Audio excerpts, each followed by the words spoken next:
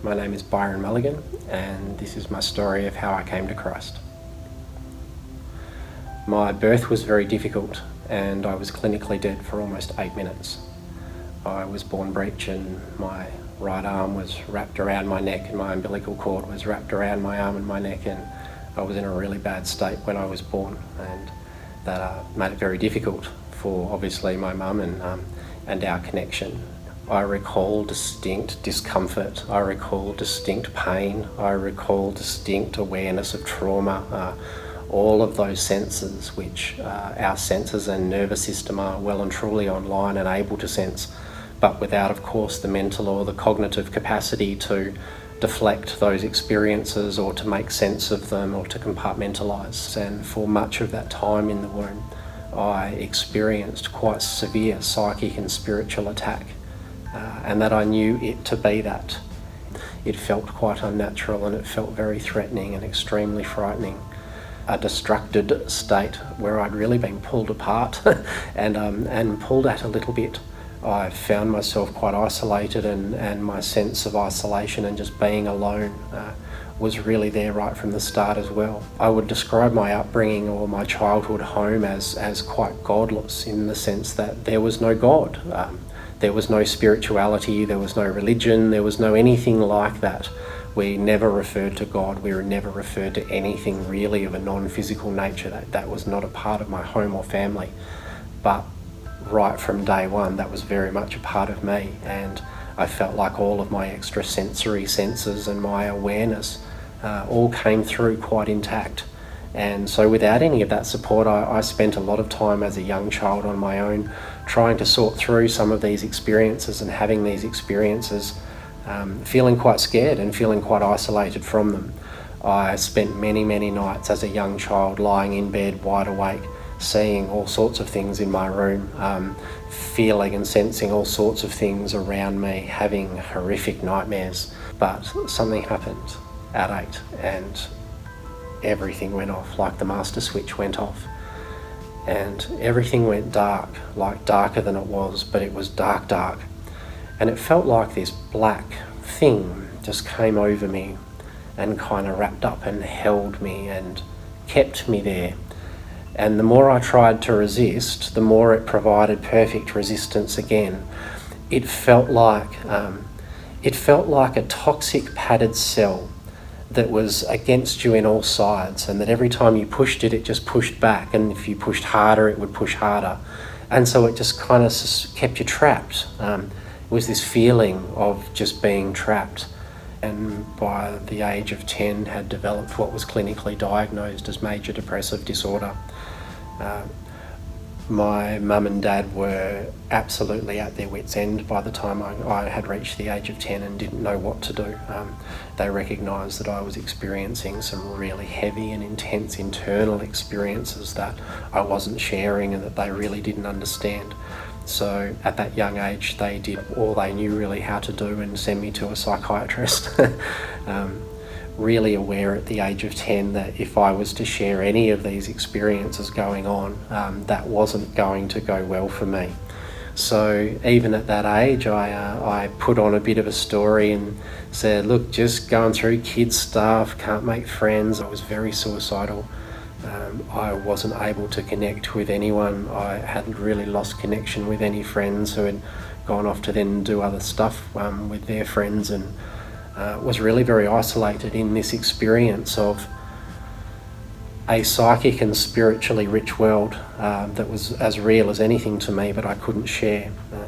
And that it was a very psychically dark world. It was a very black world. It wasn't a positive, light, spiritual, happy place. It was a very dark and very unsafe psychic environment. My interests quite naturally found themselves in the occult section and starting to move into the black arts and dark magic and Satanism and the occult and all of those types of things. And I remember even in primary school spending all of my breaks in the primary school library in what they would have called the little paranormal section, reading everything from ghosts and vampires and whatever I could find.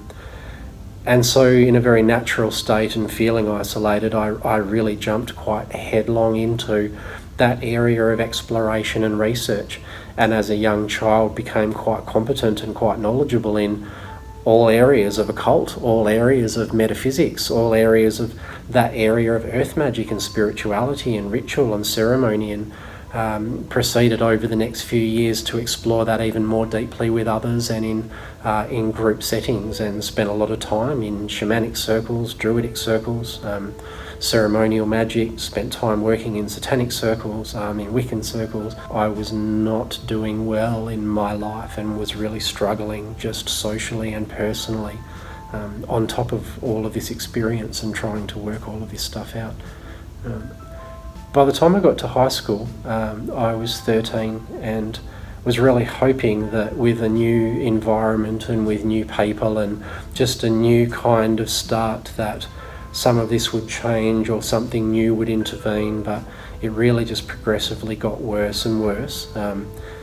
In grade 9, I had collapsed twice at school, from nervous tension, I think, from exhaustion. I just passed out and was picked up at school, and it was stress, it was anxiety. I was starting to spend less and less time at school and just more and more time away. Found weed, found drugs, found people, unruly people that seemed far more interesting. So I was starting to get into trouble in my life as well. And so it was in grade 10, I wasn't even 15 yet, and I was hardly spending any time there anyway and was in a terrible state. I remember getting my timetable for the year and for the term, and taking one look at it and just walking straight off the school grounds and saying, I can't do another moment of this. Continued on for the next few years, living on the street, getting into trouble, taking drugs, just doing crime, doing all of that sort of stuff, while trying to maintain this deepening level of psychic awareness and spiritual awareness, which was quite sincere, but without any support or direction. It was just creating havoc in my life. And every area I tried to explore independently, I needed guidance, I needed a primer, I needed some sort of guide, and without that, I found myself just getting more and more muddled in it, to a point where I was really just at the end and was extremely suicidal. Sometime in the day or two before that, I had hit the wall and I'd broken all 4 of my fingers on my hand, and it was more relieving than I had felt before that. It was just self-harm, it was self-mutilation for the purpose of relief, as was everything I think that I was doing, because anything physical in pain was more relieving than the psychic experience. I was lying in bed one night and it was pitch black and my hand was aching and I could feel everything around me, and I was really just at my worst. And a force hit my chest, and it was like an elephant just fell from the sky and just went bang on my chest as I was lying down.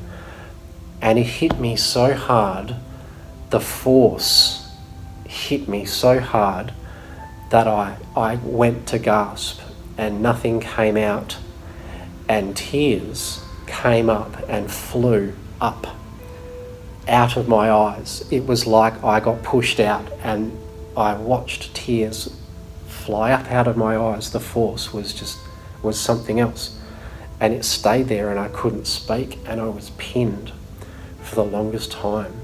Now, until this time, I didn't know about Jesus.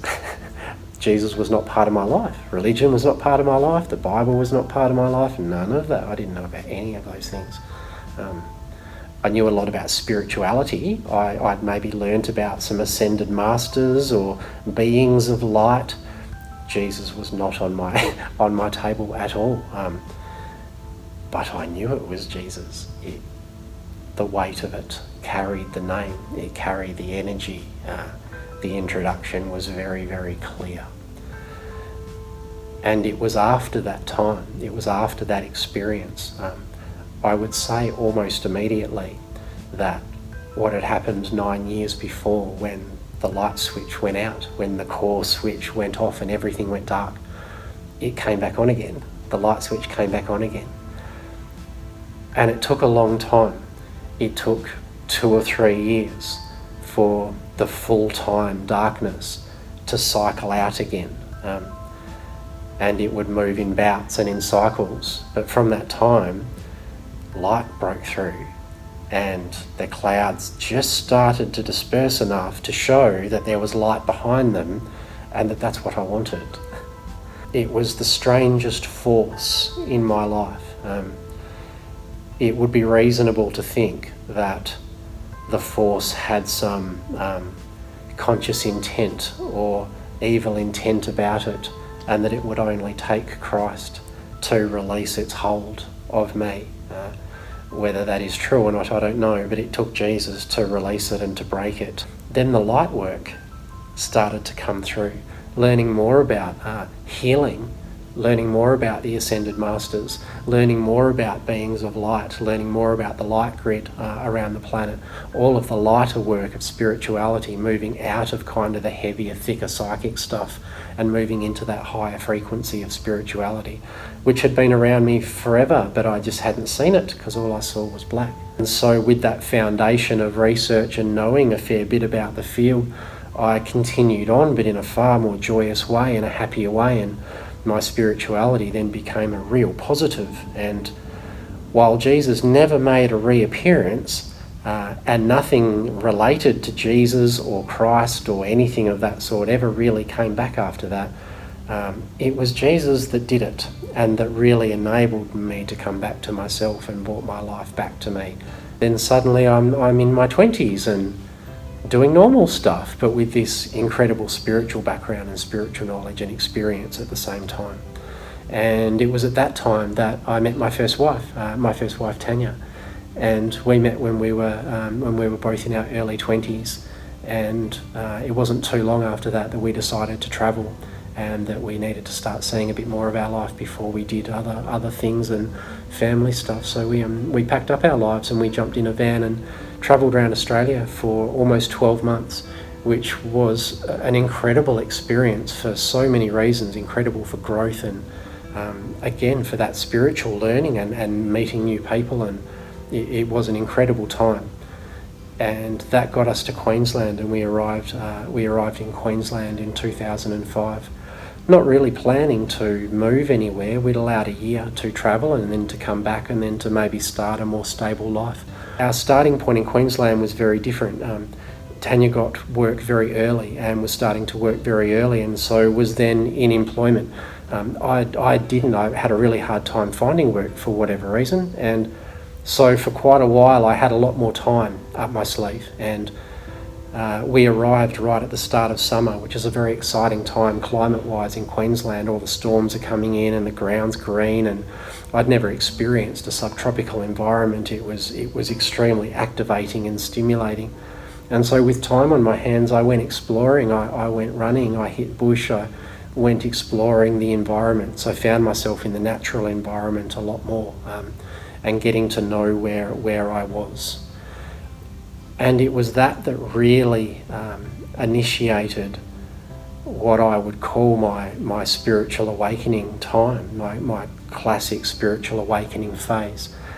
And it started from the land. It was the land that initiated the process.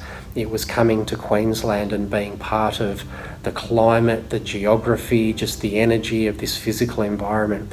It had to start here, which is why we came here.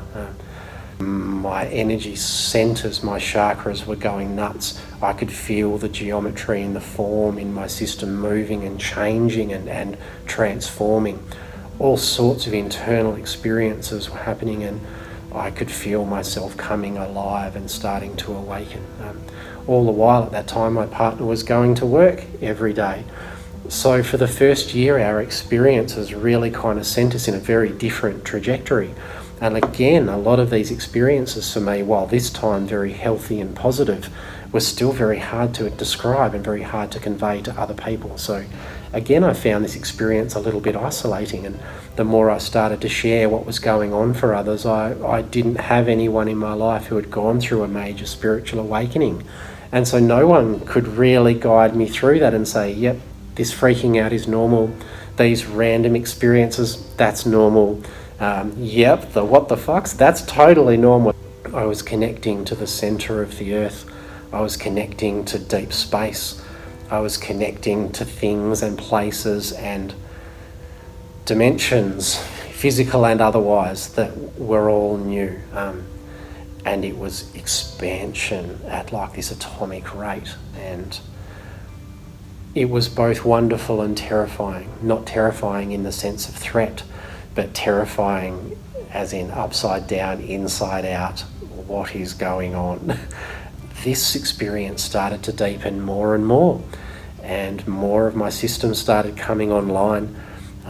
It was like there was this giant switchboard on the inside of me with 15 operators, all just rewiring things, putting in new plugs, moving circuits, flicking switches. They're all talking to people, listening to directives.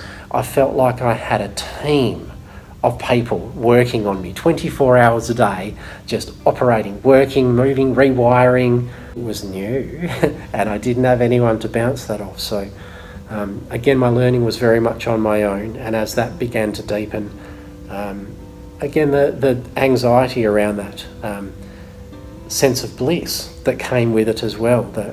The paradox of that was just so unusual, to have such fear and such joy at the same time, and a joy and fear not really based on anything. It was around year 3 or 4, after that initial experience, that death came. And for almost 12 months, everywhere I looked was death. And for the first time in that experience, I realised that a part of me was dying, that maybe I was dying, or that maybe I was going to die, that the transformation that I was feeling holy. It was feeling complete. It wasn't just feeling like a little transition in life. It was big. Something really big was happening in my system. And now all I'm seeing is death and reminders of death. I'm driving to work and there's horrific accidents on the side of the road. I'd turn on the television and someone's getting their head pulled off. Gore, blood, all of it. Everywhere I turned, I was being drowned in it. And just the feeling of it just increased the anxiety. I really got into a place in my mind thinking that something was going to happen. I think I'm going to die. I think something's going to happen. And it was unusual in that time, because for my entire life, I've always in my mind been able to look to the future. You might say, can you imagine what you're doing this afternoon? And I can imagine it in my mind, where I'm going to be and what I'm going to do. You might say, can you imagine yourself as an old man? And I could imagine myself as an old person sitting on my porch, and I could visualise it. Most people can do that, it's not a weird skill. But it was during this time that's part of this internal change, part of this change within my system, knocked that out. And now on the inside, when I went into the future, when I moved in my mind to try and look forward, it stopped. It exploded in light, like the monitors that you see in an operating theatre. That beep, beep, beep. That was it. It's like my life just continued on for a bit and then stopped.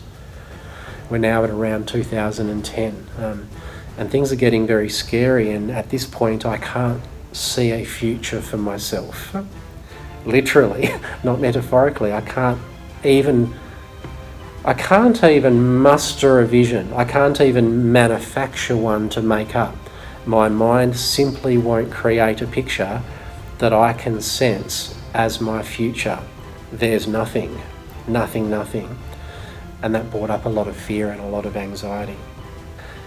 And so we arrive in 2014, and I remember on my birthday, 24th of February 2014, thinking, here we go, this is the year, something's going to happen this year. I don't know what, but it's whatever's going to come after it. If anything's going to come after it, it doesn't reflect anything before. Something big is happening. And it was. I was called on a particular day to get in my car and drive. And at this time I was living in Western Australia. and I'd been called back to Western Australia from Queensland, and Spirit said, you need to get in your car and you need to go that way. And I went to grab stuff and I was almost physically thrown out the door. You need to get in your car now and you need to go that way. And so I got in my car and I started driving, and I didn't have a thing with me. I had my phone, but I didn't bring anything. And so I'm driving and my physical body has taken over at this point. And I don't know where I'm going, and I'm about 4 hours north by now, and I'm still driving, and I don't know where I'm going, but I'm going north. And I arrive at a place called the Pinnacles, which is several hours north of Perth, and the Pinnacles is a desert of petrified trees. They're like stones, monuments, stone monuments, limestone, sandstone monuments. But it was an ancient forest that has petrified, that's now all but disappeared as trees, and now it's just this sea of like these stone monuments. It's a beautiful, powerful, amazing place. And for whatever reason, that's where the car went. That's where we were going. And so we drove into this desert. I drove into this desert area and stopped the car, and there wasn't a soul around, and it's perfectly quiet. And I just sat there and I had no idea what I was doing. No guidance, no nothing. It's late in the afternoon by now. And I just sat there and the sun went down and I'm still sitting. I don't know what I'm doing there. It's dark now. Still sitting. And I start to fall asleep because I don't know, I'm starting to fall asleep. Anyway. I wake up at some point, I'm not sure, I'm a bit disorientated, and I can hear this hum. It's like a microwave hum, like that sort of radiation hum, and it's coming from a couple of 100 metres away. And I get out of my car. It's a fairly bright moon, so I can see, but it's the middle of the night, and so I start to walk towards this hum, and just through the sea of these boulders and stones. And so I'm walking over the desert hills, and I finally see this really tall one. It's probably 12 or 13 feet tall, which is a pretty big one. And it's humming like it's radiating, like it's being turned on, like a machine turned on. And of all of these things in the middle of the night, I can hear this one boulder just humming away. And so I start to walk towards it, and it's audibly humming, like you could physically hear it humming. And so I stand there for a while, a couple of metres away from it, just wondering what to do. And nothing happens, like it doesn't do anything, but I feel compelled to walk up to touch it. And so I walk up to touch it, and I get about a foot away, and the energy of it, I don't know what it is, pulls me into the rock, and I hit my head on the rock, and I pass out.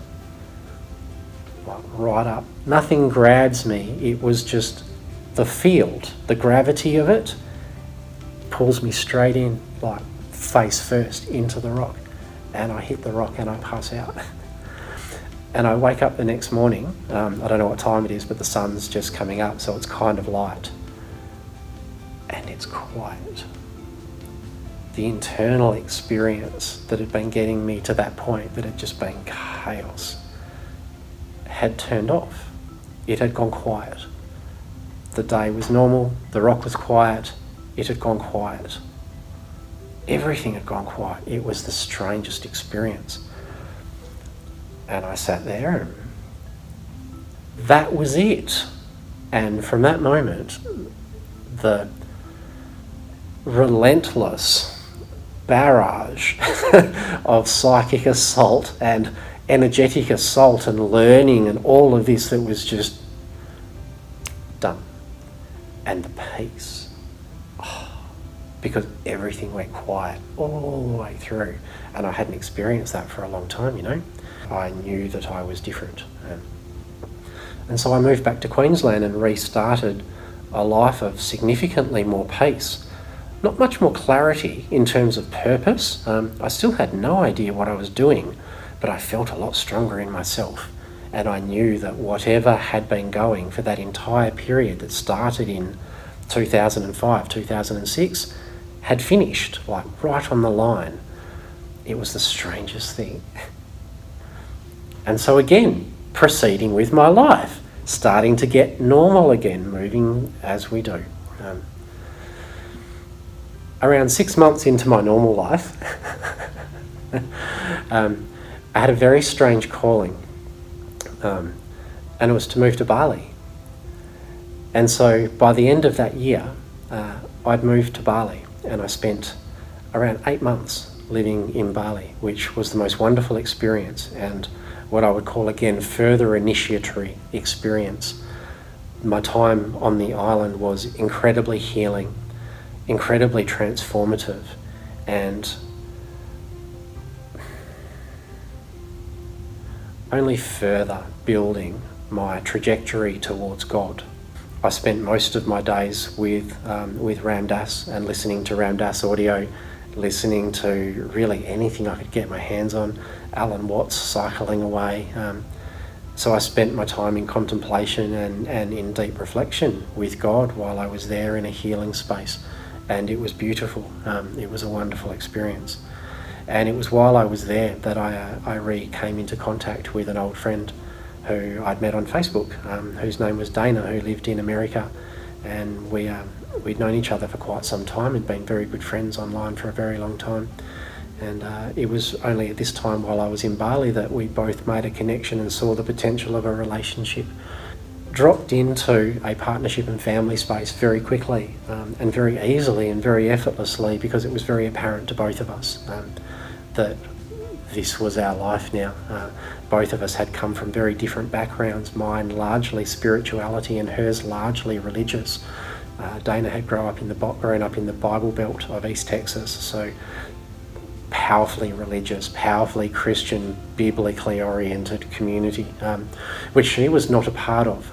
She was very much a spiritual person and with a deep awareness and sense of God and Christ in her heart, but did not resonate with the church or any of that she had seen around her community, especially in the Bible Belt where it's quite thick and a little bit bent.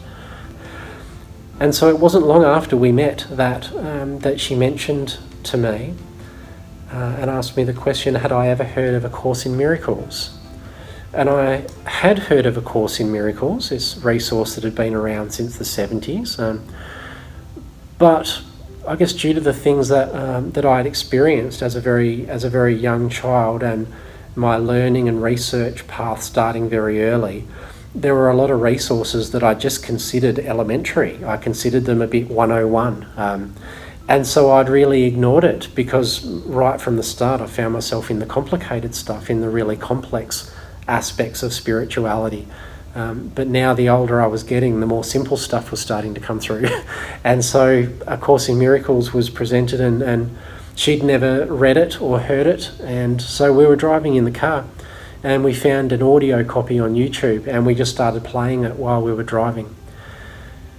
And that was it. I've never experienced a more impactful resource in my life. From the moment that I started listening to it, it just started transforming me from the ears in. It was everything that I knew in spirituality from the holy place of light. And I hadn't experienced a lot of light in my life until Jesus came through. And then I recognised that light, and while my life was not wholly that, I knew it and I wanted it, and I knew that's what I was. For me, A Course in Miracles was pure Christ. It is the light of Christ. It is God without the trap, without the casings, without the veils and the box and all of the locks and stuff. And so really for the first time, I would say God as God started to make an appearance into my life, and Jesus as Jesus walked right through the front door, and as Jesus and as Christ. And so that learning started me on a very different trajectory again, and for the first time, seriously and humbly, I was starting to consider Christianity, starting to consider the Bible and the places where Christ had been the whole time.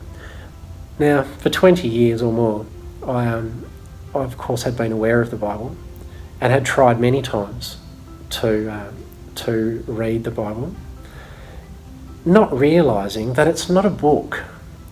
It's not a book, it's not a classic book in any way, shape or form.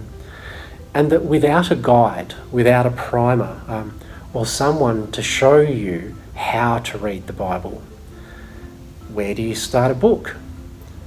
Page 1, word 1. That's where you start a book. And so that's where I started the Bible. Page 1, Old Testament. I don't think I ever got past a few paragraphs before closing. No, this is not for me. And a few years would pass and I would recognise people still referring to God and Jesus. It's in the Bible. I've got to be missing something. So I'd pick it up again. Page 1, chapter 1. Nope. I'd try again a few years later. I'm just going to go somewhere in the middle. Maybe I'm starting at the wrong spot. Nobody told me that the Old Testament is 3/4 of the entire Bible. No matter where I turned to, I still got to the Old Testament. It was still the same God I was reading about. Nope. And I gave up. Not realising what I was looking for was the New Testament. And no one told me that. And so now, at the age of 41, I'm reading the Bible and someone says to me, stop. Let me show you. You need to start here. You need to start in the New Testament, right at the back. And may I suggest, start with John, just as a suggestion. No one had ever guided me so wonderfully and so specifically. And so that's what I did. And so the next step logically after finding the Bible for the first time at age 41 and realising, yes, okay, that is it, maybe it's time to go to church. I'd never been to church in 41 years, that's not true. I'd been to church once as a child in primary school. We went for a Christmas service as a class and I recall it being the most boring thing. I couldn't wait to get out of there. None of that was for me. A billion people can't be wrong. Maybe I just need to find the right church. Back onto Google.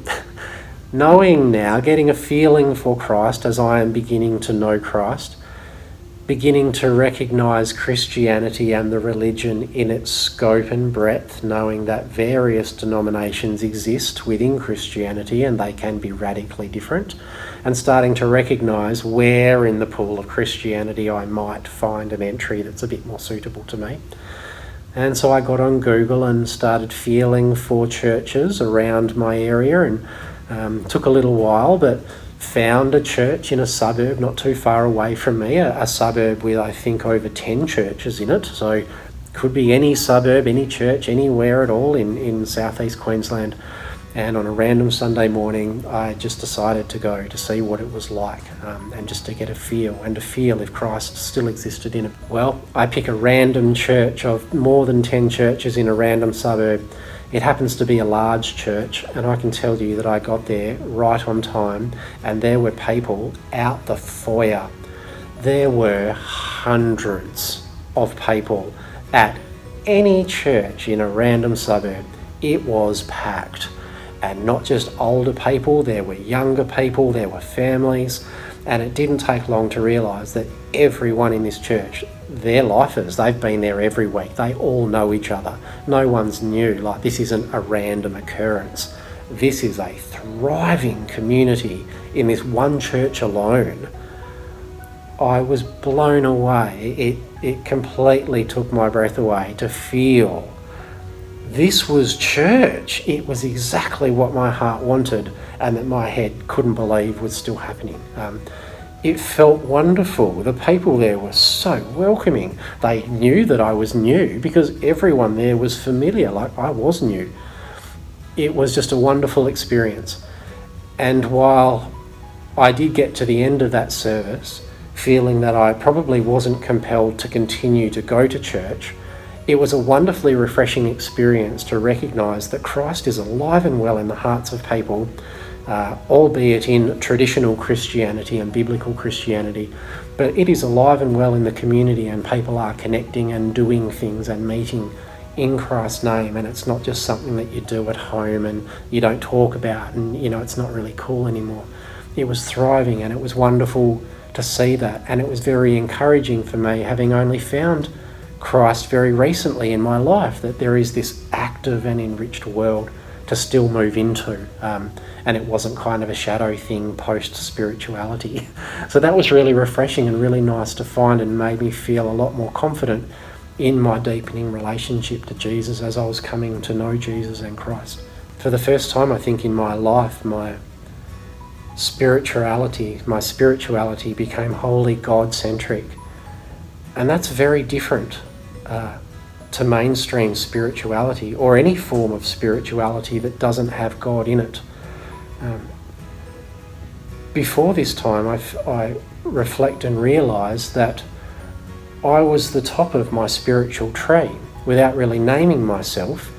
Without God, I was God. I was the creator of my life. I was the manifester. I was doing stuff. I was juggling everything in the air. If something did or didn't happen, it was me. I realised that everything had come down to me in my spirituality. If anyone was healed, it was me that did it. If anything happened, I could take credit for it. All of that, you know. And it became apparent to me, as God kind of opens your eyes and you become more aware of something greater than you that is real, that you are not first, that you are in place and in life, that you are not in charge of life. And it's a real eye-opener to the mind when you get shuffled back into your rightful place, which is in with everything else and not at the top of everything else. It's a wonderful experience, and it puts God at the centre of all things, of which you're just a part of all of those things, and you are not the centre of all things.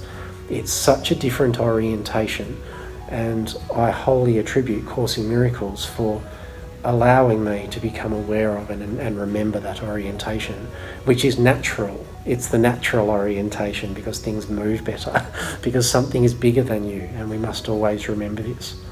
It's very difficult to talk about God in the sense of Jesus and God to people who are dedicated spiritual, because all they hear is religion, all they hear is church.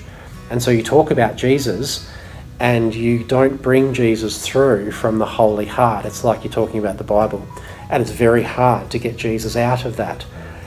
And so all of the circles that I knew and was highly competent in, suddenly I couldn't really hit the mark with anyone, because now I was religious.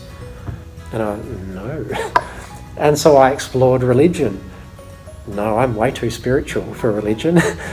Religion wasn't interested in me either. And with this burning passion for Jesus and for God still going crazy in my system, I really found it quite distressing not knowing what to do, because I couldn't find a place to land with it. I couldn't go to church because I didn't feel at home there. Nothing that I was speaking of in my relationship to Christ related to the Jesus of the Bible. But I was really into Jesus, and Jesus doesn't live in spirituality in any form. And it genuinely became quite distressing, and again more isolating, in the way that I couldn't find someone smack in the middle whose heart spoke of God and whose heart spoke of Christ, but not with the frame. That's a very unique position, I found out sort of the hard way. And the more I reached out to people, both from spiritual or religious perspectives, the more I found that I was getting shut down and becoming more isolated in my experience, because it was going to hit a wall either way with either party. And so prayer was very new in my life, and I'd certainly never prayed with anyone else. And I found this one night in this state of discomfort and a bit of kind of agitation, asking Dana if she would sit with me in a state of communion in prayer with God before we went to sleep. And she said, yes, of course. And so we both closed our eyes and went quiet. And it's funny because we stayed quiet, not realising that neither of us had said how we would do it. And that whether we just prayed silently or whether someone would say something, like we hadn't actually said anything, we just sort of dropped into the space, and then realised a few seconds later we both opened our eyes waiting for the other person. And so that was it was funny that it was a bit of a false start. And so I agreed to start. And I'd never said a prayer out loud in my life. I'd never prayed, really. I'd never said anything articulate. So I didn't know what to say. And so I just went quiet and I listened for whatever came through. And it was simple. The words that came through were, "Dear God, it is us. Thank you for everything. Amen." And that was all that it was. And it was complete. It was a whole prayer and a complete prayer. And it surprised even me, the words that came out, and that they were beautiful and simple and full. It was contained. It was a contained statement. And there was so much more, but it was complete, and that was it. And the thing that struck me when I said that was, "Dear God, it is us," because of course I meant Dana and I, like, "Dear God, it is us. Thank you for everything." And no matter what it is that I would have said, "Thank you for everything" was it. It's like the aho, and there was no more. And from that moment on, that has always been my prayer. That became my prayer. And so that's what it was. And so we just sat in it, in the quietness of that and the fullness of it, just feeling the words that had just come through, because they were right and they were good. And we let that settle for a moment. And then Dana spoke. And the moment that she spoke, it was like the light of heaven opened and shone through her. And I didn't hear a word she said, because it wasn't about the words. The light of Christ through her presence of prayer shone over her words, and through her words onto mine and back onto mine that had just been spoken. And it was like an atomic bomb went off in my mind.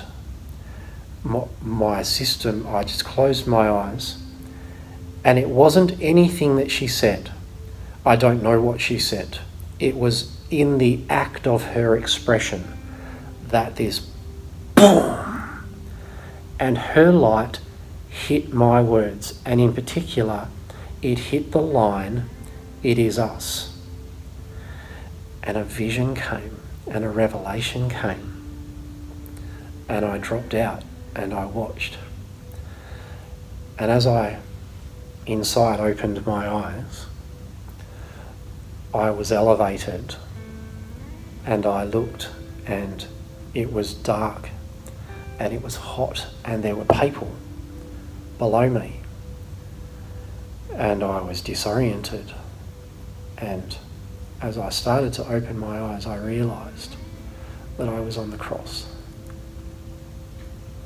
and I was looking at people below me, and I was looking through Jesus' eyes. And the feeling, I could feel every human being on the face of the earth. They were all me, and I was them. I am the human, the divine template of all of man. And every single person on the planet and I were one in that moment. And it's like the cross acted like a mobile phone, and that I was on the phone, and the Holy Spirit was the Wi-Fi, the signal, and that just in this moment, these words poured out of my mouth. And the words were in a cry, "Father, why have you forsaken us?" Now that isn't the line that Jesus spoke.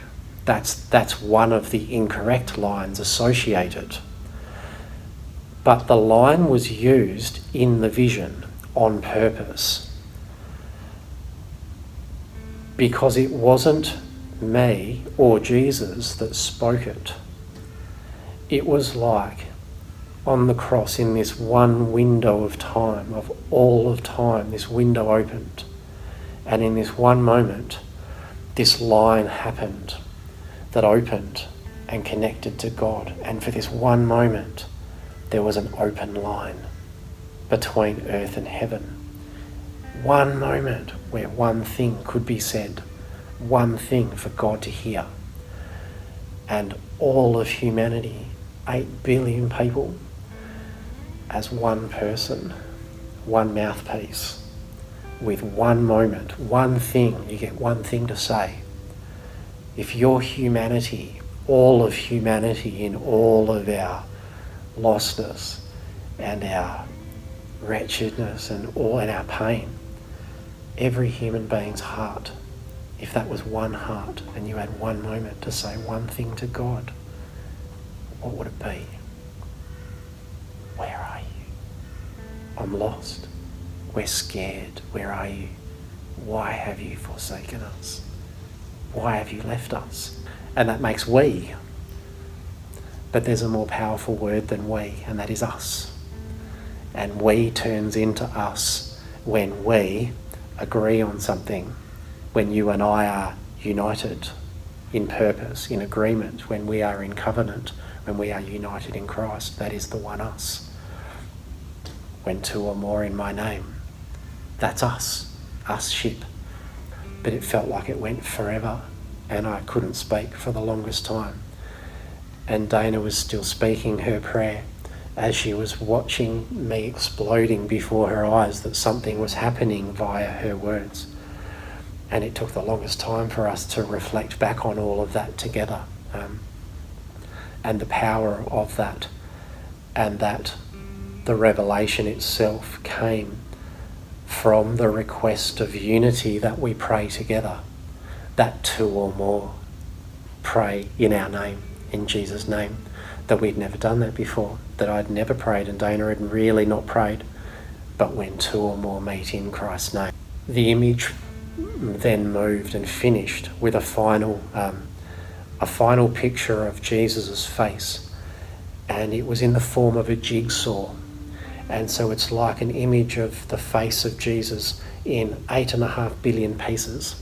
And you could see that each piece was a person, each piece was an individual man on the planet. And there were a few pieces missing in the vision, just a couple of pieces missing. So you could easily see that it was Jesus' face, but a few pieces of the jigsaw were missing. And every time a piece went in, the face formed and it became more alive and more real. But it was the last piece. It was the last piece that was the key. The last piece changed everything. And the minute the last piece went into the face to make the face complete, the face changed. And it turned into the Son. It turned into Christ.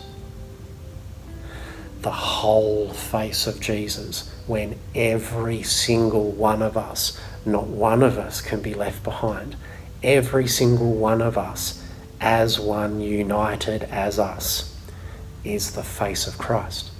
The face of Christ is all of us together. Minus one, it's back to you, me, and Jesus. Jesus is us, individual, you and me, we. Us is united, the one us, and the face of the one humanity is the face of Christ. There was a melding or a unification with Jesus through this experience that just embedded in my body and became so experiential, became so first person that I feel Christ all the time. I feel Jesus' presence all the time. It was the most profound experience of my life and transformative experience of my life. The parable that I have, been shown through this and that I've begun to work with is what I would finish with in this testimony. And it is really the most important lesson that I've come to learn in my life and that I share the most with other people now. And it's the parable of the aspen tree.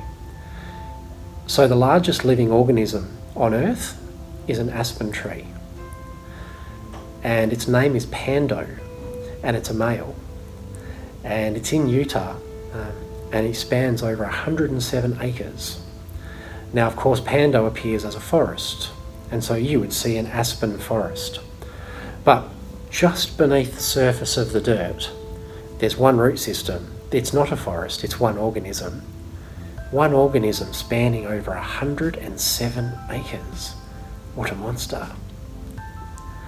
So we're talking one being, one living being, covered in dirt, with all of its individuations sticking up. And it's the dirt that creates the illusion. Because as we approach Pando, we don't see one being. We see thousands of individual beings. Now, to approach any one of those trees, is that tree Pando? Yes. Could you speak to Pando by speaking to the tree? Could Pando speak to you? Yes. It is. Is it all of Pando? No.